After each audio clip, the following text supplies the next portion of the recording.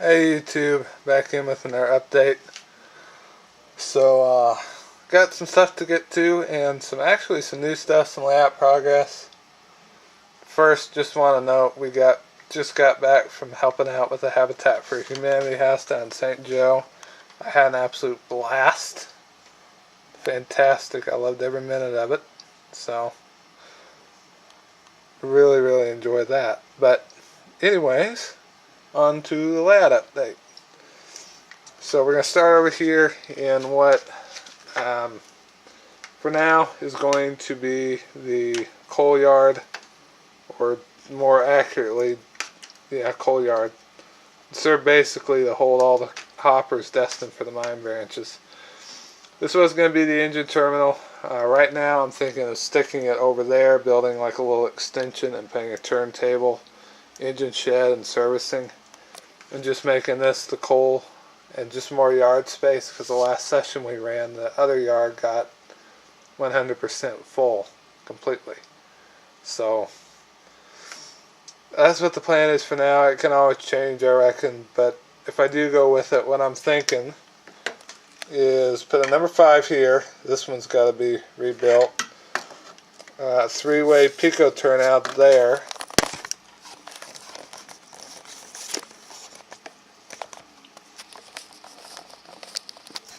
Anyways, number 5 Pico 3-way. One line goes up to this. Middle track would go to this. The left one would come over, and then I'd have some number 4s, and they'd go to the other 2 tracks.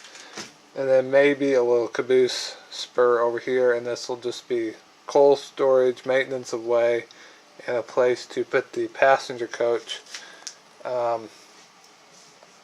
when it needs to sit there, between the passenger train coming through and the Lancaster mixed run.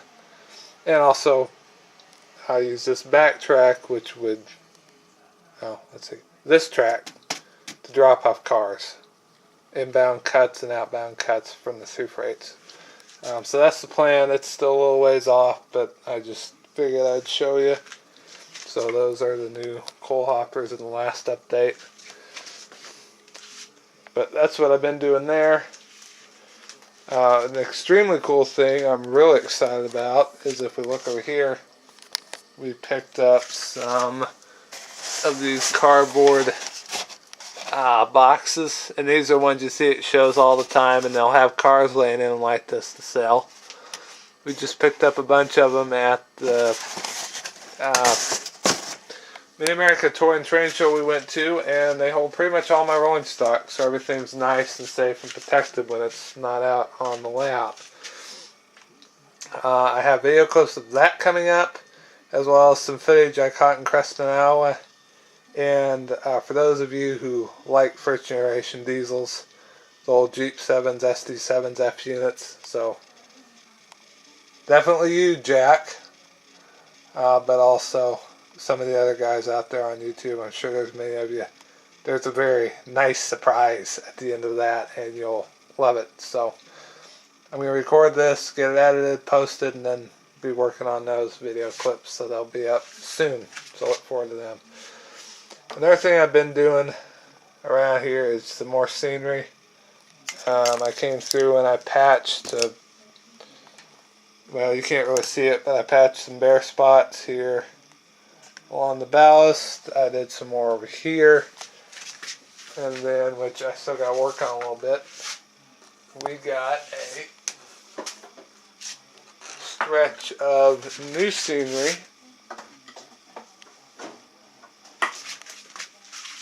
right here, and Zach did that when he was over for an op session. And then I've got some new ballast here that still I need to go back and finish gluing it down, and then get all this ballasted and some more scenery and get that tied in. But all in good time. So another very cool thing I've been working on is at the show also, I picked up a Pennsylvania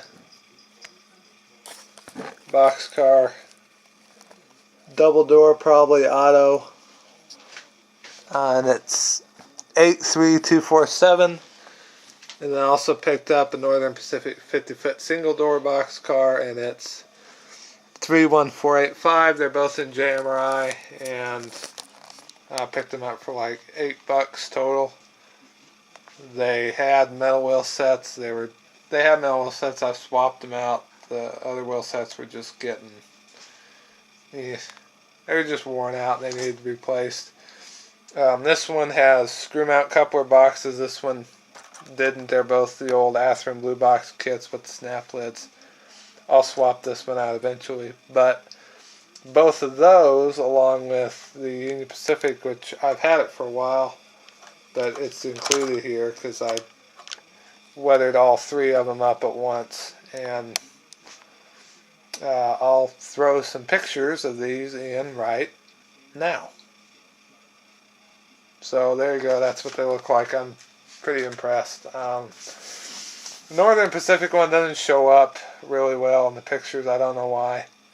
I didn't want to fade. I wanted to dull down to get rid of the factory shine. But that's what I did on that one. These two got a much more pronounced fade coat, and then all the trucks and couplers. If I can get down here where you can see it. And you probably can't tell, but I painted in my own custom grimy black color.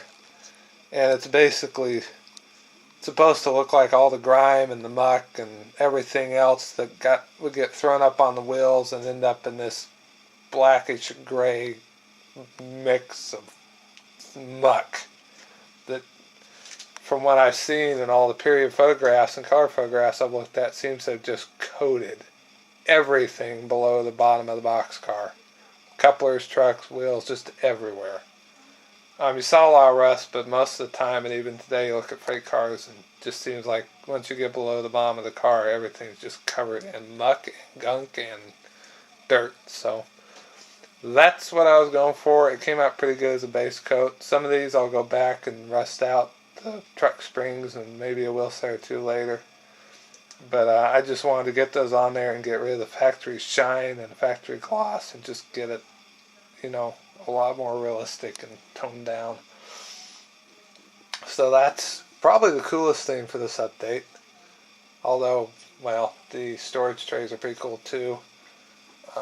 But yeah. So that's the one thing. The next thing, and I can't remember if I already showed this in an update, so if I did, then I've already shown it, and I'm mooring you again.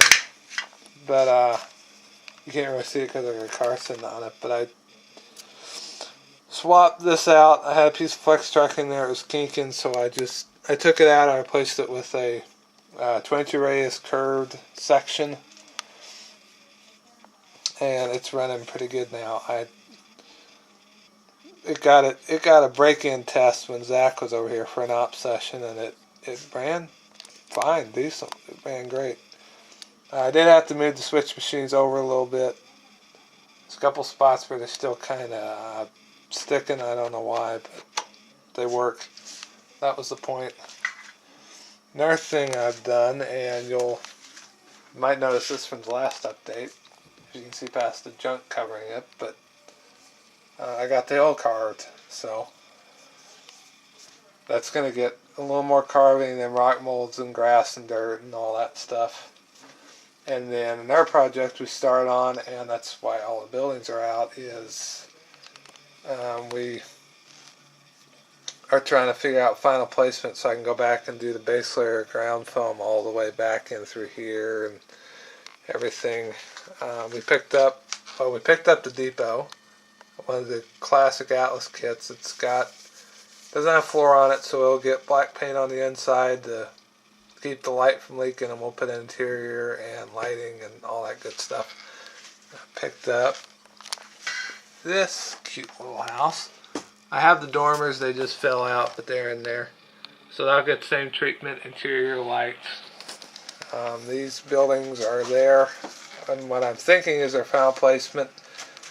This one, I don't think you've ever seen this. It's a old mainline and siding supply house kit, and this one, it's, if I can get this to do it, it's literally assembled stick by stick.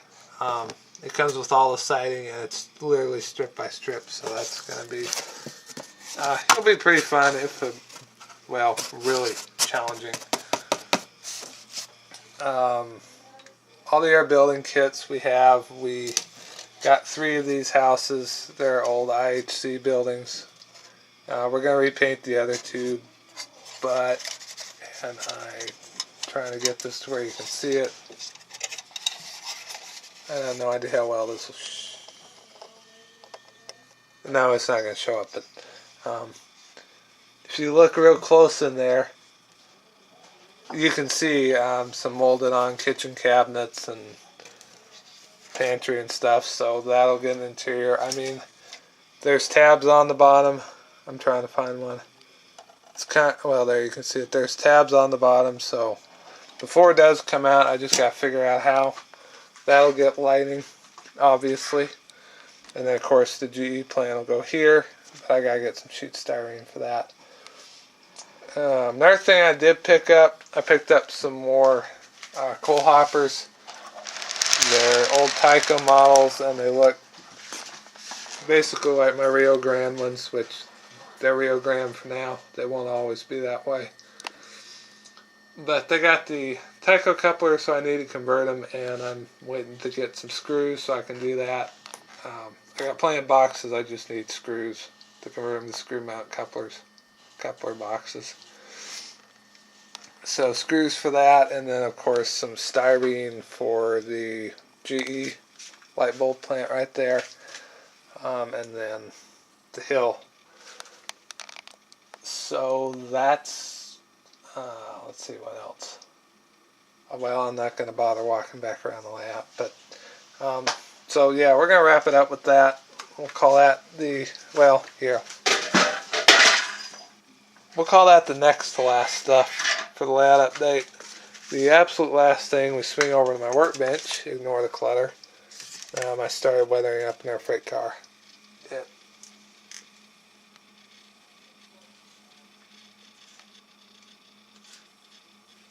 Yeah. It didn't quite come out quite as faded as I wanted, but it.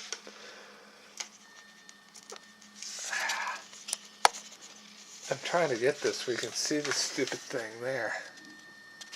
So there's the side number 1, side number 2, faded, non-faded. You can see the difference. It looks whitewashed. So I just started on that. I've only got one side done.